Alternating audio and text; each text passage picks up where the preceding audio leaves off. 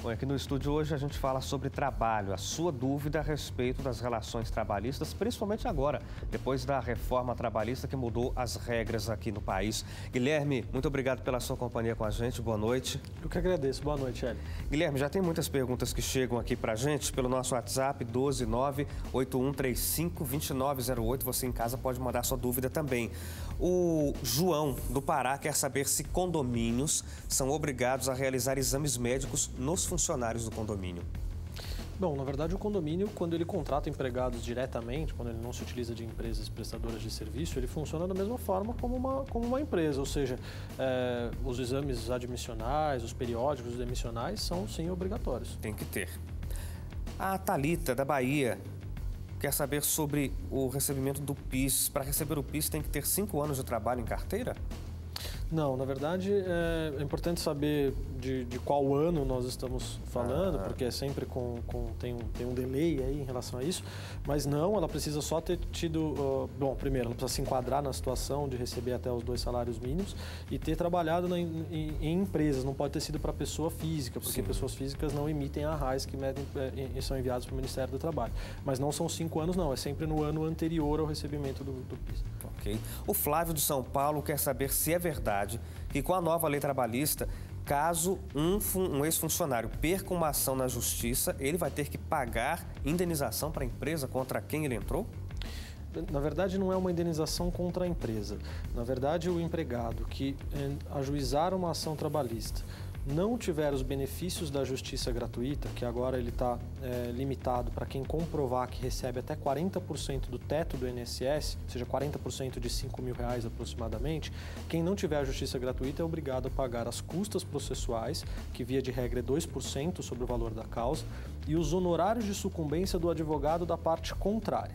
Para quem tiver a justiça gratuita, a lei diz que também é obrigatório esse pagamento, mas somente se tiver créditos naquele processo. Se não tiver crédito, ele fica obrigado a pagar aquilo no máximo até 2 anos. Se não for pago esse valor, a dívida ela é esquecida. Extinta. Exatamente. A Cíntia do Espírito Santo, com a reforma agora do trabalho, quem trabalha no esquema de home office vai ter regras definidas? Sim, o home office ele nunca teve uma regulamentação. Ele sempre foi muito comum, mas ele nunca teve uma regulamentação. Sempre ficou muito a cargo da justiça definir sobre isso. Agora, a nova lei trabalhista, por conta da reforma, ela trouxe a previsão do home office. Infelizmente, não trouxe uma grande regulamentação, mas ela diz que o empregador é obrigado a pagar todas as despesas, tanto reembolsar as despesas quanto os equipamentos devem ser custeados pelo empregador, mas em contrapartida também diz que o empregado não vai ter mais direito a horas extras, ainda que ele trabalhe numa jornada superior à jornada legal, porque não vai ter nenhum tipo de controle. É isso que a lei trouxe por hora. Acho que essa situação ainda vai se acomodar com a jurisprudência e com a doutrina.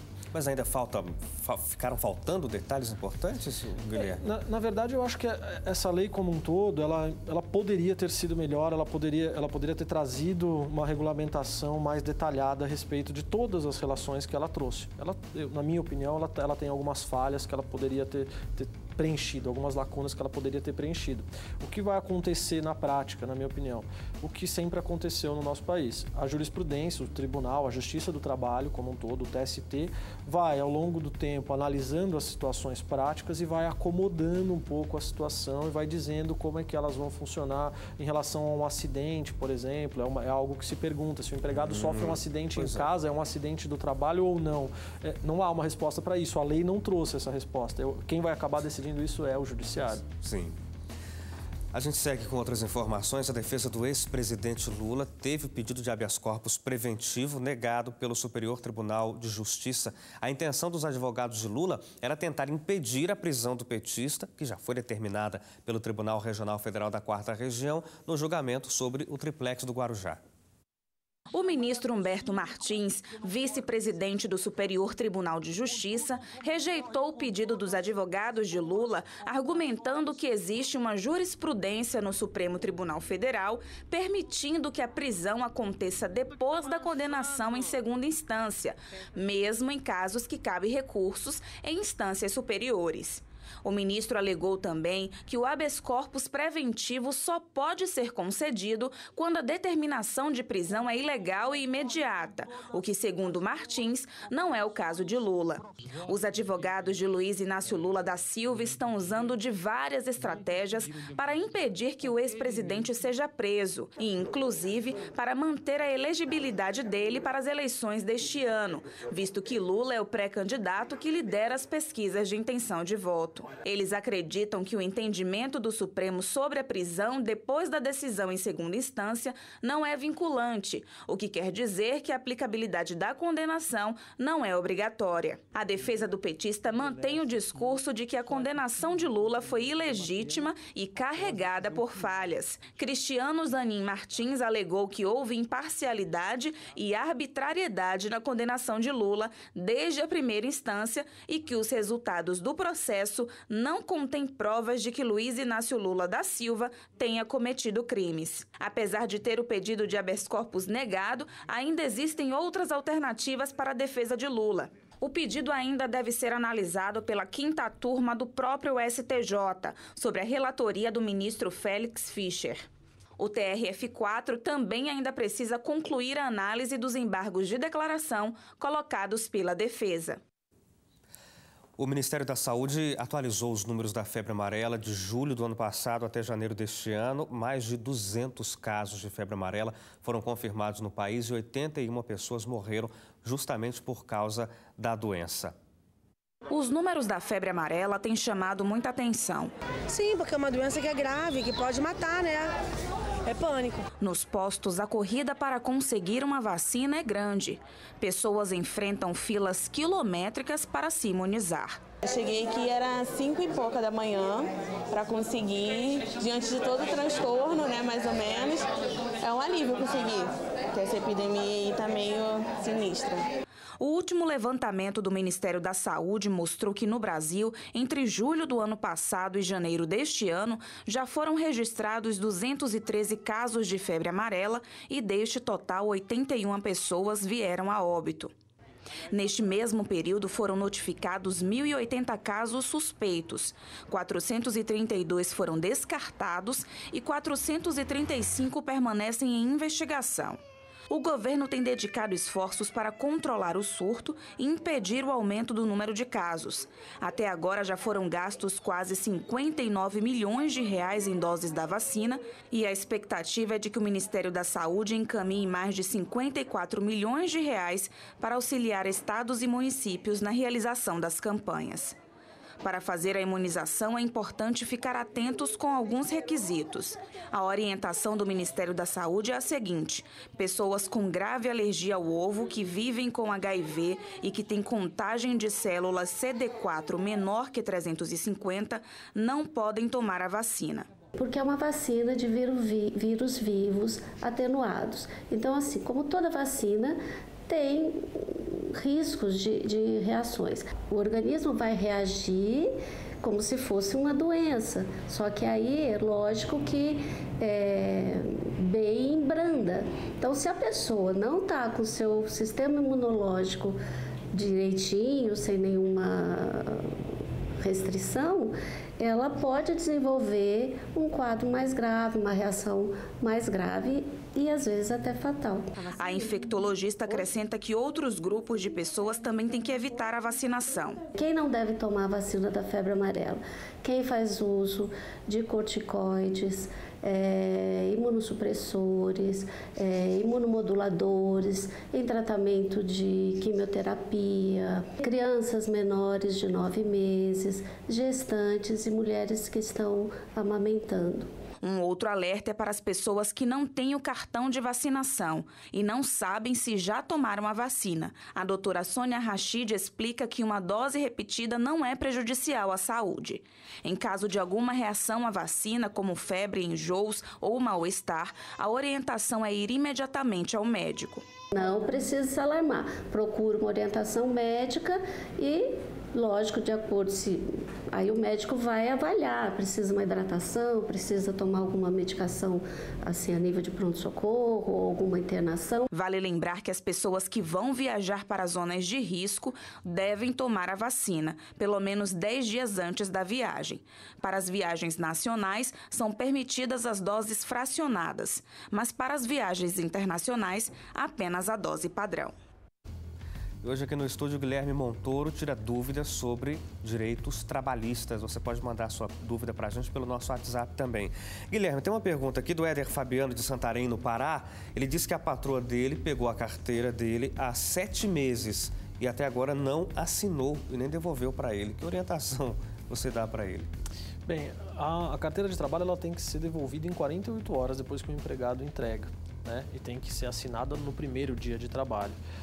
Existe são rumores que a gente escuta de que a carteira de trabalho só precisa ser assinada depois de um período de experiência ou qualquer coisa do tipo. Isso não existe. A carteira de trabalho tem que ser assinada no primeiro dia de trabalho e devolvida em 48 horas. Então, conversar com a empregadora dele, se isso não surtir efeito, ele tem que procurar os órgãos de fiscalização, que é o sindicato, o Ministério do Trabalho, o Ministério Público do Trabalho, e fazer uma denúncia em relação a isso. E tem algumas perguntas, Guilherme, chegando aqui a respeito do tempo gasto no transporte, indo para o trabalho e depois voltando para casa. Isso aí deveria ser incluído na jornada de trabalho? Bom, aí nós temos um marco aí que divide isso, que é a reforma trabalhista.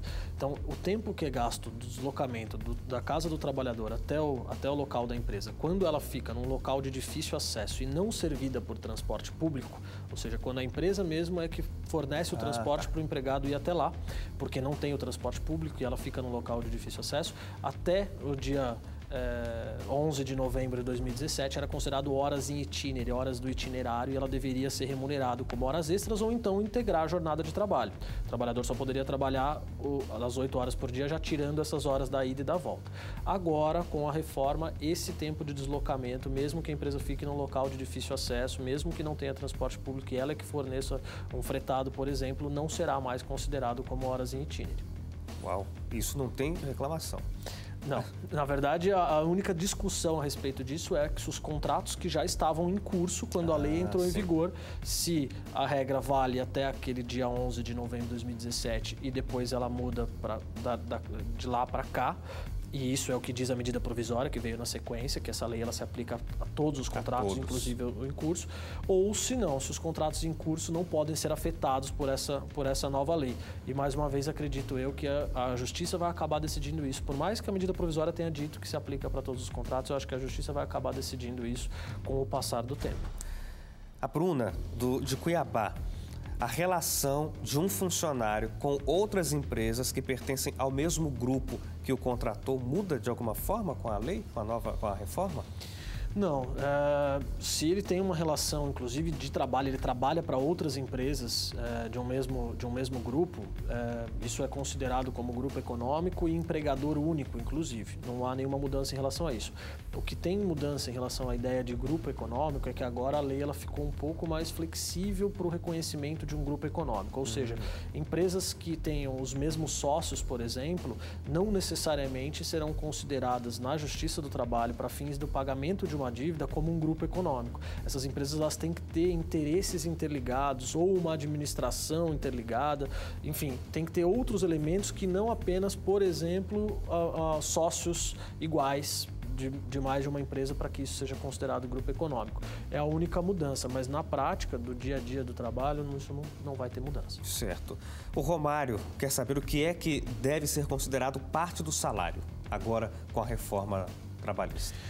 Tirando aquela observação que eu fiz sobre a gente não sabe se os contratos que estavam em curso, a Justiça vai entender que eles têm um marco mesmo, já fazendo essa ressalva, o que diz a nova lei? Que o salário in natura, ajuda de custo, abonos, prêmios, pagos mesmo com habitualidade, não serão mais considerados salários. E antes, na lei anterior, tudo isso era considerado como remuneração. Então, eram valores que, somados aos seus salários, era a remuneração do empregado. Agora, essas verbas que eu acabei de mencionar, elas deixam de ser consideradas como remuneração. Isso, para o empregado, era uma coisa interessante. Era bom, porque se era considerado salário, tudo que depende do salário ficaria maior também. Exatamente. Então, tudo isso, na verdade, somava ao salário, era considerado um conceito mais amplo, que é o de remuneração, que o salário está dentro desse conceito de remuneração, e tudo isso era uma base de cálculo para todas as verbas, refletia em fundo de garantia, 13º e férias. Isso agora deixou de existir, então piorou para o empregado.